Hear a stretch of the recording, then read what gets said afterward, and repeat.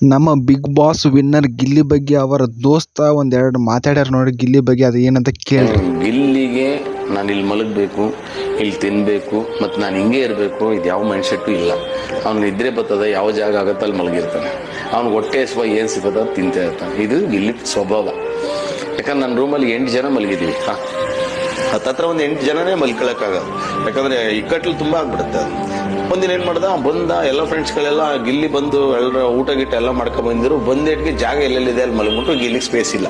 ಸೀದಾ ಚಾಪ ಮತ್ತೆ ಒಂದು ದಿನ ತಗೊಂಡ ಸೀದಾ ಹೊರಗಡೆ ಹೋದ, ಟೆರೆಸ್ ಮೇಲೆ ಹೋಗಿ ಮಲಗಿದ್ದೇನೆ. ಒಂದು 3 ಗಂಟೆ 3:30 ಬಂದ ಅವನು. ಅಷ್ಟೊತ್ತು ನಾನು ಹೋಗ್ತೆ, ಎಲ್ಲೆಲ್ಲ ಎದ್ವಿ, ಎಲ್ಲ ಇವರೆಲ್ಲ ಮಲಗಿದ್ರು. ನಾನು ಬೆಳಿಗ್ಗೆ ಎದ್ದಷ್ಟು ನೋಡೋಷ್ಟರಲ್ಲಿ ಕನಿಷ್ಠ ಪಕ್ಷ ಒಂದು 8 or 9 ಗಂಟೆ ಆಗಿದೆ. ಅಷ್ಟರಲ್ಲಿ ಸೂರ್ಯ ತುಂಬ ಬಿಸಿ ಬಂದಿರ್ತಾನೆ.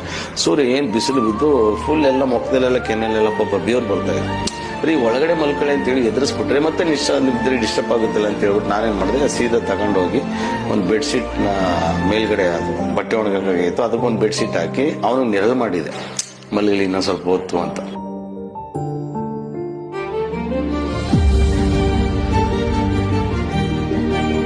ಅಂದ್ರೆ ಅವ್ರ ದೋಸ್ತ್ ಹೇಳಿದ್ರಾಗ ಒಂದು ಏನು ಕಾಣ್ತೈತಪ್ಪ ಅಂದ್ರೆ, ಗಿಲ್ಲಿ ಬರೀ ನಮ್ಮ ಬಿಗ್ ಬಾಸ್ ಮನೆಗೆ ಬಂದ್ಮ್ಯಾಗ ಅಷ್ಟೇ ಅಲ್ಲ, ಅವರ ನಿಜ ಜೀವನದಲ್ಲೂ ಇಷ್ಟೇ ಎಂಟರ್ಟೈನ್ಮೆಂಟ್, ಇಷ್ಟೇ ಕಷ್ಟದಿಂದಲೇ ಇದ್ದಾರೆ ನೋಡ್ರಿ.